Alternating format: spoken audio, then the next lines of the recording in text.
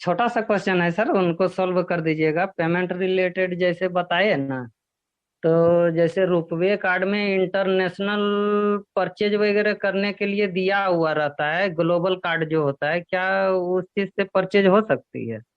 नहीं, अभी रुपे कार्ड जो है आपका, वो अभी हमारे पास जो पेमेंट ऑप्शन है ऑन पैसिव में, इसमें रुपे कार्ड यूज नहीं होगा।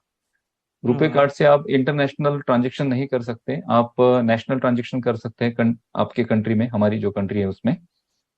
लेकिन आपके पास रुपे कार्ड है, और अगर नहीं है वीजा कार्ड, तो आपके लिए सबसे अच्छा ऑप्शन है कि आप क्रिप्टो करेंसी के थ्रू पेमेंट करें, और क्रिप्टो करेंसी के थ्रू ही पेमेंट रिसीव करें। उसको किस तरह से किया जाएगा, बाइनांस पे किस तरह से अकाउंट बनाए जाते हैं, P2P ट्रेडिंग किस तरह से की जाती है, किस तरह से सावधानियां आपको बरतनी होगी, क्या ब्लॉकचेन्स क्या होते हैं, ब्लॉकचेन्स वॉलेट एड्रेस क्या होते हैं, ये सारी चीजें हम डिस्कस करेंगे आपके साथ समय पे। लेकिन मुझे पर्सनली ऐसे लगता है कि आयुष जो सोच रहे हैं कि भाई इंडिया में पेमेंट मेथड को और इजी किया जाए, क्योंकि उन्हें पता है कि बहुत से जो हमारे फाउंडिंग मेंबर हैं वो नॉन टेक्निकल बैकग्राउंड से हैं, और ब्लॉकचेन पे अकाउंट बनाना और ये सारी चीजें थोड़ी सी टेक्निकल, आपको थोड़ी जानकारी होनी जरूरी है उसके लिए, क्योंकि जब पेमेंट की ट्रांजेक्शन की बात आती है तो हमें वहां पे सिक्योरिटी का बहुत ध्यान रखना पड़ता है। तो जी। अगर जैसे कि मैं बोल रहा हूँ, जैसे मुझे लग रहा है कि कंपनी अगर रुपए को जैसे दुबई दुबई के ट्रांजेक्शन, दुबई से जो ट्रांजेक्शन हो रहे हैं अभी इंडिया में, वो रुपए के थ्रू होते हैं, डायरेक्टली यूपीआई के थ्रू। और जैसे कि बहुत सारी वेबसाइट है जहाँ पे मैं जिनके पेमेंट्स को मैं पे करता हूँ, तो बहुत सारी वेबसाइट पे यूपीआई के ऑप्शंस है, अभी फोन पे, गूगल पे, पेटीएम के थ्रू इमीडिएट हो जाता है, भीम एप्लीकेशन के थ्रू हो जाता है। और यूपीआई आईडी भी अगर आपने सिंपली वहां से कॉपी करके वहां पे डाल दी और उसको क्लिक कर दिया, तो आपका जो पेमेंट नोटिफिकेशन है आपके यूपीआई एप्लीकेशन में आ जाता है, जैसे गूगल पे या फोन पे में, और वहां से डायरेक्ट पे बटन क्लिक करके जो अमाउंट होता है उसको पे करते हैं आप, और वो वेबसाइट उसे कंफर्म करती है और आपका प्रोडक्ट जो है परचेस हो जाता है।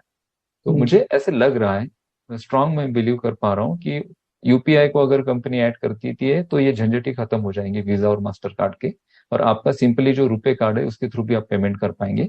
तो थोड़ा सा वेट करिए, अभी क्या आगे इसमें और एड ऑन होती है चीजें। जी सर, ऐसे ही क्वेश्चन रखे सर, क्योंकि बैंक में गए थे ना, तो उनको बोले हम कि हमको ग्लोबल एटीएम चाहिए, तो वो बोले कि नहीं, अभी नॉर्मल ही मिलेगा, लेकिन कार्ड में लिखा हुआ था जैसे इंटरनेशनल कार्ड परचेजिंग के लिए वो दिया हुआ था। नहीं, देखिए क्या होता है कि जो गवर्नमेंट बैंक है मोस्टली, वहाँ पे इंटरनेशनल ट्रांजैक्शंस होते हैं। आप अगर आपके पास डोमेस्टिक कार्ड है तो आप बैंक में अप्लाई करके उसको इंटरनेशनल कार्ड में चेंज करवा सकते हैं। लेकिन उसमें थोड़े दिक्कत ये आती है कि शुरू शुरू में थोड़े पेमेंट्स होते हैं, बाद में फिर वो पेमेंट्स बंद हो जाते हैं ऑटोमेटिकली होना। फिर वो बैंक में जाओ, क्योंकि ये जो बैंक का वायर नेटवर्क है, हमारे जो इंडियन बैंक्स है उनका वायर नेटवर्क या फिर उनका जो बैंक नेटवर्क है, वो इंटरनेशनली इतना स्ट्रांग नहीं है जितना प्राइवेट बैंक्स का है। जैसे आईसीआईसीआई बैंक है, एचडीएफसी है, एक्सिस बैंक है, ये जो बैंक है इनका जो नेटवर्क है इंटरनेशनली फंड ट्रांसफर करने का, ये बहुत ज्यादा एक्टिव है। अगर एचडीएफसी या फिर आप एक्सिस बैंक का कार्ड लेंगे तो वीजा किसी और दूसरा कार्ड देते ही नहीं है। ठीक है, वीजा और मास्टर कार्ड ही देते हैं, रुपए कार्ड वो देते ही नहीं है।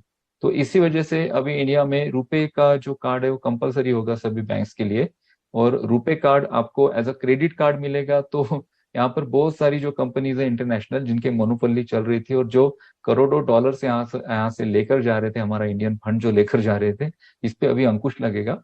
और मैंने तभी भी बोला और अभी भी बोल रहा हूँ कि यूपीआई की टेक्नोलॉजी ना चाइना के पास है, ना रशिया के पास है, ना यूएसए के पास है।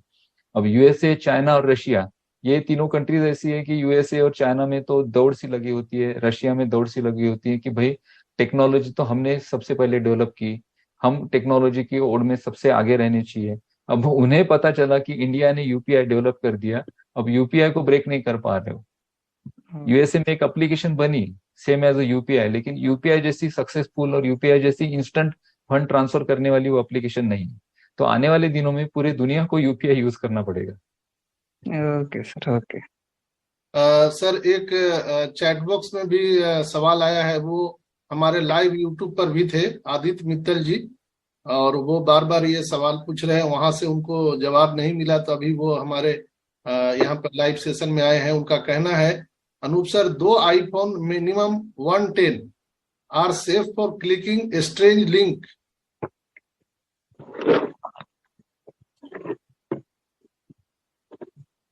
दो iPhone minimum i10 are safe for clicking strange link.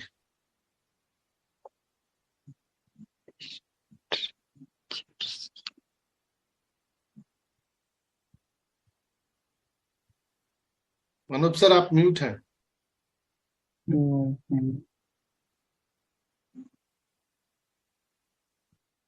Anoop sir आप म्यूट हैं। क्या Yes. मैसेज, क्या क्वेश्चन है इनका? आई मीन टू से डू यूजिंग आईफोन सेफ और यूजिंग वो फाउंडर्स, क्या वो शायद कहना चाह रहे या हैं कि आईफोन के थ्रू हम ये स्टारलिंक सेकंड राजेश कर भाई। सकते हैं। बिल्कुल बिल्कुल। आईफोन एक्चुअली, आईफोन का जो ऑपरेटिंग सिस्टम है वो है एप्पल का खुद का अपना ऑपरेटिंग सिस्टम है, और मोस्टली आईफोन में जो एप्लीकेशंस और ये सारी चीजें डाउनलोड होती है तो उसे बहुत ज्यादा वेरीफाई किया जाता है। और ऑन पैसिव का जो ओ फाउंडर अकाउंट आप ओपन कर रहे हो अभी फिलहाल, या फिर ओएस पे आप जा रहे हो, तो आप गूगल क्रोम ब्राउजर के थ्रू जा रहे हैं, ठीक है। और इन फ्यूचर जब आईफोन के एप्लीकेशंस, जो कंपनी एप्लीकेशन बना रही है उसमें एंड्रॉयड और आईफोन दोनों के लिए एप्लीकेशन बना रही है, उसमें एंड्रॉयड के लिए मोस्टली एपीके फाइल होती है और आईफोन के लिए एप्पल एप्पल प्रोग्रामिंग किट होती है। तो ये उस दिन मैंने सेशन में कहा था, ये सारी चीजें प्रेजेंटेशन भी इसमें दिया था। और आईफोन यूज कर रहे हैं तो मोस्टली सिक्योर होता है, कोई आपको डरने की जरूरत नहीं है। बट जो लिंक्स होती हैं, लिंक्स क्या होती हैं कि ये जो हैकर्स होते हैं ये लिंक्स को किस तरह से आपको भेजते हैं, तो ये आपका जो पब्लिक रिलेशन है ना, आपके साथ एक पब्लिक रिलेशन क्रिएट करते हैं। सिंपल आपको मैं बताऊंगा, अगर किसी बैंक को किसी हैकर को यूज करना है, मीन्स हैक करना है, तो वो हैकर क्या करेगा कि उस बैंक के जो एम्प्लॉयज है उन एम्प्लॉयज के साथ पब्लिक रिलेशन क्रिएट करेगा सोशल मीडिया साइट पर। जैसे मैं एक बैंक का एम्प्लॉयज हूँ और मुझे क्रिकेट में हॉबी है, ठीक है, तो मेरी वो प्रोफाइल देखेगा। पहले तो बैंक में जाएगा, पर्सनली बैंक में वो सारी चीजें देखेगा, बैंक में कौन से एम्प्लॉयज हैं, उनके नाम क्या है, उनके एड्रेसेस क्या है, उनके मोबाइल नंबर्स क्या है, वो सारा इंफॉर्मेशन वहां से वो कलेक्ट करेगा। कलेक्ट करने के बाद सोशल मीडिया साइट पे वो टारगेट करेगा बैंक के किसी एम्प्लॉय को। जैसे मैं बैंक का कोई एम्प्लॉय हूँ और मुझे क्रिकेट में हॉबी है, तो मोस्टली मेरी जो फेसबुक की जो साइट होगी या फिर फेसबुक पे मेरी जो प्रोफाइल होगी, वहां पर मैंने किसी क्रिकेट के ग्रुप को मैंने ज्वाइन किया हुआ होगा, या फिर क्रिकेट से रिलेटेड पोस्ट मैंने वहां पे कोई शेयर की होगी, या फिर क्रिकेट से रिलेटेड कुछ वीडियोस है वो मैंने वहां पर अपलोड किए होंगे, या फिर ऐसे वीडियोस को मैंने लाइक किया होगा। तो मेरा इंटरेस्ट जो है वो पर्टिकुलर सब्जेक्ट में है, क्रिकेट में। तो वो हैकर क्या करेगा, मुझे फेसबुक के थ्रू मेरे साथ रिलेशन क्रिएट करेगा, फ्रेंड रिक्वेस्ट भेजेगा, या फिर ऐसी चीजें भेजेगा जिसको मैं एक्सेप्ट करूं। और वो डेटा मुझे कौन सा भेजेगा, जिसमें मेरा इंटरेस्ट है। एग्जाम्पल, मुझे कैमरा और फोटोग्राफी पसंद है तो उससे रिलेटेड वीडियोस या कुछ वेबसाइट की लिंक्स ऐसे भेजेगा। मुझे क्रिकेट पसंद है तो क्रिकेट से रिलेटेड सचिन तेंदुलकर की कोई लिंक भेजेगा, द्रविड की या फिर सौरव गांगुली का कुछ वीडियो भेजेगा। तो ऐसे जो लिंक्स वो भेजेगा, तो वो जो लिंक होंगे ना वो एक्चुअली स्पैम लिंक होंगे। और वो जो लिंक्स हैं वो लिंक्स मुझे वो उस वक्त भेजेगा जो मेरा बैंक टाइमिंग है। जैसे मैं अगर बैंक में हूँ मोस्टली, तो मैं बैंक का ही जो नेटवर्क है, वाईफाई है, उसे यूज करता हूँ। बैंक का जो लोकल नेटवर्क है उसे यूज करता हूँ।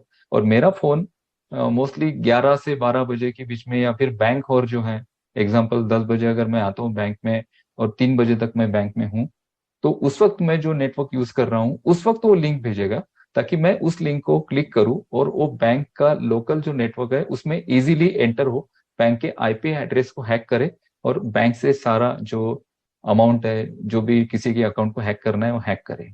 तो इस वजह से आपको अगर फेसबुक पे अननोन कोई लिंक आती है, अननोन कोई फ्रेंड रिक्वेस्ट आती है जिसमें आपसे, आप जिस टॉपिक में इंटरेस्ट रखते हो उससे रिलेटेड कुछ डेटा सेंड किया जाता है, तो ऐसे अकाउंट्स को तुरंत ब्लॉक करिए। ये भी इंपॉर्टेंट है सिक्योरिटी के लिए। यस यस, बिल्कुल सही कहा आपने अनूप सर। और मित्तल साहब आपको मैं बता दूं कि आपको ओईएस से, इकोसिस्टम से जो भी लिंक आता है उसी को आप क्लिक करिए या डाउनलोड करिए। बाहर जो भी लिंक आता है उसके लिए हम लोग कोई भी सिक्योर नहीं है। दुनिया में ऐसे ऐसे हैकर है, आप आईफोन रखिए, कि आप कुछ भी रखिए, आप सिक्योर नहीं है। तो जो हमारा इकोसिस्टम से बाहर का लिंक है उसमें हम लोग नहीं कह सकते हैं, हम सभी जो है शक के दायरे में है। बहुत बहुत धन्यवाद। और सावधानी ही सबसे बड़ी समझ। बट जो लिंक्स होती हैं, लिंक्स क्या होती हैं कि ये जो हैकर्स होते हैं ये लिंक्स को किस तरह से आपको भेजते हैं, तो ये आपका जो पब्लिक रिलेशन है ना, आपके साथ एक पब्लिक रिलेशन क्रिएट करते हैं। सिंपल आपको मैं बताऊंगा, अगर किसी बैंक को किसी हैकर को यूज करना है, मीन्स हैक करना है, तो बैंक क्या, वो हैकर क्या करेगा कि उस बैंक के जो एम्प्लॉयज है उन एम्प्लॉयज के साथ पब्लिक रिलेशन क्रिएट करेगा सोशल मीडिया साइट पर। जैसे मैं एक बैंक का एम्प्लॉयज हूँ और मुझे क्रिकेट में हॉबी है, ठीक है, तो मेरी वो प्रोफाइल देखेगा। पहले तो बैंक में जाएगा, पर्सनली बैंक में वो सारी चीजें देखेगा, बैंक में कौन से एम्प्लॉयज हैं, उनके नाम क्या है, उनके एड्रेसेस क्या है, उनके मोबाइल नंबर्स क्या है, वो सारा इंफॉर्मेशन वहां से वो कलेक्ट करेगा। कलेक्ट करने के बाद सोशल मीडिया साइट पे वो टारगेट करेगा बैंक के किसी एम्प्लॉय को। जैसे मैं बैंक का कोई एम्प्लॉय हूँ और मुझे क्रिकेट में हॉबी है, तो मोस्टली मेरी जो फेसबुक की जो साइट होगी या फिर